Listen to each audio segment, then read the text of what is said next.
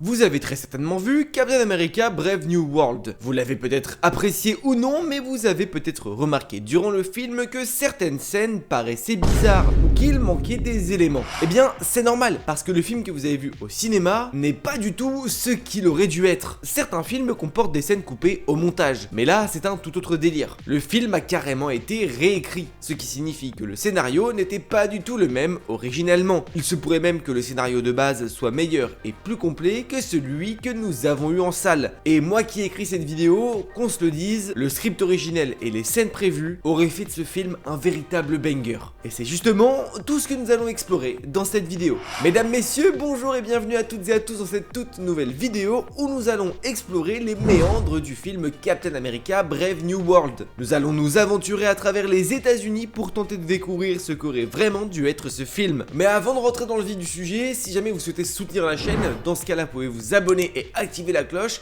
mais aussi mettre le petit pouce vers le haut qui fait toujours extrêmement plaisir. Et on ne dit jamais assez, mais les commentaires et les partages font aussi du bien au cœur. Allez, on est parti. Captain America, vous n'avez aucune idée de ce qui se passe.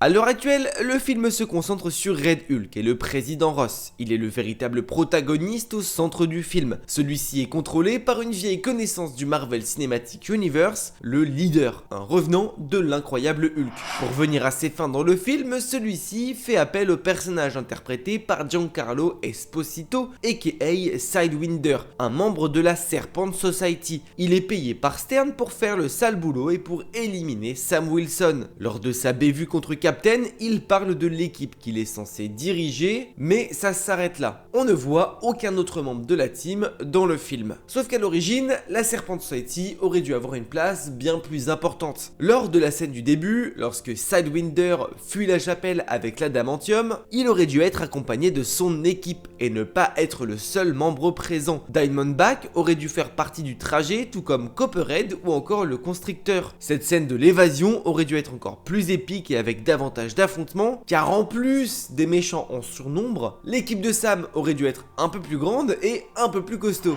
Isaiah Bradley devait faire partie du combat en tant que patriote. On aurait donc eu un affrontement grandiose pour bien commencer le film et voir un trio encore plus soudé que nous l'avons déjà vu. Le scénariste a dit avoir supprimé tous ses rôles et retourné toutes ses scènes pour éviter d'incorporer trop de personnages et de plutôt se concentrer sur des personnages principaux. Autant la Serpent Society aurait été un petit plus de les avoir en intégralité, autant le rôle d'Isaiah Bradley, je suis un peu déçu qu'on ne l'ait pas eu. Mais un autre personnage aurait dû être quelque peu différent. Dans ce film, nous faisons la connaissance d'une nouvelle Black Widow, une nouvelle veuve noire qui est passée par la Chambre Rouge pour devenir ce qu'elle est aujourd'hui, l'agent Roth, qui n'est autre que la garde rapprochée du président. Elle aurait, d'après les scoops sur le scénario, certainement eu un peu de sérum de super soldat en elle. Lors de la scène où Roth poursuit Isaiah une fois que celui-ci a tenté de tuer Ross, nous aurions dû la voir renverser une voiture. Et qu'on ne se mente pas, aucun humain digne de ce nom sans pouvoir n'est capable de renverser une voiture, encore plus avec son gabarit. Elle, qui est à l'origine la première véritable héroïne israélienne, aurait dû avoir un peu plus de facultés et certainement un peu plus de budget au niveau costume. Le film a malheureusement dû faire avec l'actualité et les guerres présentes, ce qui n'a donc pas favorisé son développement. D'ailleurs, une autre scène la concernant a été supprimée, une encore sur ses pouvoirs. Nous aurions dû la voir échanger avec Sam à ce sujet, lui révélant toute la vérité sur ses capacités, et celle-ci aurait demandé des conseils auprès d'Isaiah, qui plus est l'un des derniers super soldats encore en vie. Le film nous aurait montré un véritable quatuor qui se serait créé au fur et à mesure, avec les personnes de Sam, Isaiah, Ruth et Torres. Tous auraient échangé les uns avec les autres et des liens plus forts auraient dû être créés. Et on va pas se mentir, c'est vachement répréhensible quand on voit le peu de temps qu'elle a pu avoir à l'écran et le peu d'explications. Avant de passer à un nouvel événement, parlons du leader. Ce personnage que nous avions quitté lors du final de l'incroyable Hulk. Lui a toujours été fasciné par le géant vert et a tenté de trouver des solutions pour permettre à Banner de se séparer de Hulk. Bon, on connaît la suite. Blonsky est arrivé pour mettre un peu le bordel et est devenu la bonne abomination et Stern s'est retrouvé gisant sur le sol, le crâne ouvert. Par malchance, une goutte de sang de Banner est tombée sur sa plaie et c'est ce qui fait qu'il devient le leader et qu'il obtient ce physique peu avantageux. Bon, si vous avez peut-être été surpris par son physique peu attirant, à la base, on aurait dû avoir quelque chose de moins déformé et moins globuleux. Vous avez peut-être déjà vu cette photo passer. Eh bien, il s'avère être ce que le leader devait être. Un physique bien plus comics accurate, ou en tout cas physique que la plupart des lecteurs connaissent. Quelque chose de moins dégueu, simplement déformé, avec un très grand fond et une immense tête. Personnellement, j'ai apprécié ce côté défiguré du leader, alors le changement ne m'a pas dérangé, bien au contraire. Mais toi, n'hésite pas à me dire en commentaire lequel du leader tu aurais préféré. Poursuivons notre exploration avec le mystère autour des pilules qui permettent à Ross de réguler son rythme cardiaque et éviter que la colère et l'angoisse ne prennent trop le dessus. Une fois que Captain les récupère dans le labo et la prison de Stern, Sam les donne à Dennis, un allié militaire, pour qu'il les envoie analyser auprès d'un de ses contacts. Si cette scène ne va pas plus loin parce que le leader intervient à temps et tue Dennis, à l'origine, nous aurions dû voir qui se cache derrière ce fameux coup de téléphone. Et il ne s'agissait pas d'un simple scientifique lambda. En effet, il s'agissait d'un personnage culte de l'univers Marvel, Amadeus Cho, fils de Helen Cho, qui n'est autre que celle qui aide Ultron à créer Vision dans Avengers 2. Amadeus Cho est un peu le Banner des New Avengers. Il est un jeune scientifique bourré de connaissances et d'intelligence qui a lui aussi la faculté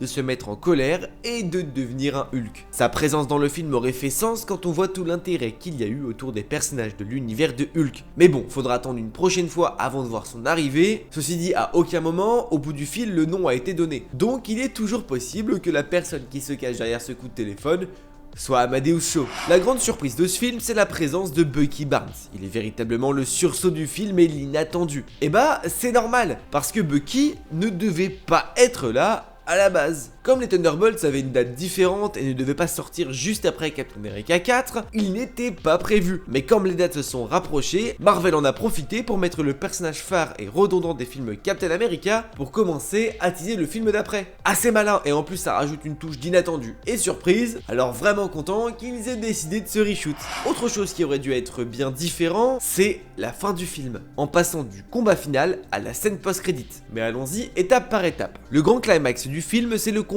opposant le président des États-Unis transformé en ce qu'il déteste le plus au monde, c'est-à-dire en Hulk, face à Captain America. On voit Sam galérer, mais en faisant bon usage de son véritable pouvoir, la discussion et la négociation, il arrive à raisonner Ross et le faire se détransformer. Si le combat paraît un peu court et les effets spéciaux lors de la discussion un peu mal faits, ce n'est pas pour rien. Déjà, l'affrontement aurait dû durer un peu plus longtemps. Cela aurait dû être moins réaliste et Sam aurait dû encaisser davantage de coups, notamment grâce à la technologie wakandaise.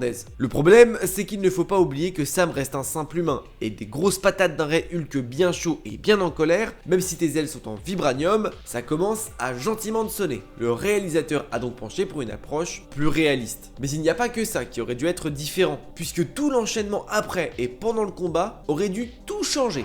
Si on voit Sam raisonner Ross par le pouvoir de l'amour, la finalité aurait dû être un peu plus corsée et un élément extrêmement important aurait dû faire son entrée. L'adamantium. Dans le film, on découvre Tiamut et les ressources qu'il génère. Si on comprend que c'est un conflit sur qui veut obtenir les droits d'exploitation, c'est globalement tout ce que l'on a sur l'adamantium. Il est très peu exploité et clairement mis de côté. Et bien dans le combat final, l'adamantium aurait dû être l'arme secrète de Sam pour vaincre Red Hulk. Durant le film, il nous aurait été expliqué que l'adamantium absorbe les rayons gamma, ce qui veut dire que plus ou moins l'adamantium est la kryptonite de Red Hulk. Pendant la bataille, Sam utilise ses ailes pour lui ouvrir des plaies et l'affaiblir. Et bien dans la première version, ces plaies auraient été aussi ouvertes, mais auraient été exploitées. La cartouche d'adamantium volée au départ du film aurait fait son retour et Sam s'en serait servi. Il l'aurait utilisé sur les blessures de Ross, ce qui l'aurait grandement affaibli et l'aurait même tué. Son cœur se serait arrêté et Ross serait mort. Le Capitaine de l'Amérique aurait tué son président et là, nous aurions eu affaire à une véritable crise au sein du pays. un héros tue le représentant de l'État.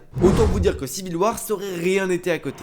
Bon, suite à sa mort, des funérailles auraient été mises en place. Et figurez-vous que c'est le plan que l'on voit dans le trailer, chose qui a été complètement supprimée après. Toutes les scènes autour de Ross et du raft n'auraient donc dû jamais exister et Betty, sa fille, n'aurait pas eu d'appel à répondre puisqu'elle aurait été directement présente lors de l'enterrement. Ce qui signifie que les deux ne se seraient jamais revus et que le pardon ne lui aurait jamais été accordé. Une signification un peu plus lourde pour les personnages. La fin du film aurait dû montrer Stern s'évader de prison après avoir lavé le cerveau d'un garde. Ce qui implique que la post-crédit n'aurait pas du tout dû être celle qu'on a eue. Et vous allez voir que la post-générique teasait un truc complètement différent. En effet, le scénario de la post-crédit originale montrait Betty Ross chez elle par une nuit pluvieuse, nous montrant des pas enflammés dans son jardin menant à sa porte. Un éclair aurait éclaté et nous aurions vu la silhouette de Red Hulk ainsi que ses yeux rouges, puis au deuxième grondement, celui-ci aurait disparu. Une post-générique qui tease donc que Red Hulk a sauvé Ross de la mort, un peu comme ça a été le cas de Hulk avec Banner dans le passé, que l'enterrement était donc bidon et que Ross ainsi que Red Hulk auraient été de retour pour la suite. Cette fin nous teasait complètement une suite à un projet Hulk. Entre l'évasion du leader, le retour de Betty Ross et la fausse mort de Red Hulk, les plans étaient clairs. Comme annoncé au départ, ce qui aurait dû être teasé n'était pas Avengers Secret Wars, mais World War Hulk. Tout le chemin de ces personnages était donc tracé et prêt à revenir, alors qu'avec la fin proposée et présente dans la version finale du film, Ross est enfermé au raft, n'est pas mort, ce qui permet, si besoin, de le ressortir pour un prochain événement, sans trop en dire et sans trop teaser quelque chose. Et c'est pareil pour le leader. En bref, le film initialement prévu, appelé avant sa version finale Captain America New World Order, aurait dû être bien plus complet et aurait dû se pencher vers une fin totalement différente et centrée sur l'univers de Hulk. C'est peut-être d'ailleurs l'une des décisions prises par le réalisateur et par Marvel de donner un peu moins d'importance à Hulk et un peu plus à Captain America. Mais dans la globalité des choses, j'aurais vraiment aimé voir ce que le film aurait dû être. Une petite réalisateur cut m'aurait pas dérangé. Et j'avoue que le scénario qui était prévu me plaît plutôt bien. Malheureusement, ça ne verra jamais le jour. Donc au moins, j'espère qu'avec cette vidéo, vous avez pu imaginer les choses qui auraient pu se produire. Bon, et bien voilà, les amis, je pense avoir fait le tour de ce que Captain America Brave New World aurait dû être. Si jamais cette vidéo vous a plu, dans ce cas-là, vous pouvez mettre le petit pouce vers le haut qui fait toujours extrêmement plaisir. Et si jamais vous n'êtes pas encore abonné et que vous souhaitez suivre les prochaines explorations, dans ce cas-là, on s'abonne et on active la cloche. Merci à vous d'avoir suivi cette vidéo. N'oubliez pas, mais de grands pouvoirs impliquent de grandes responsabilités. Je vous fais des bisous. Ciao!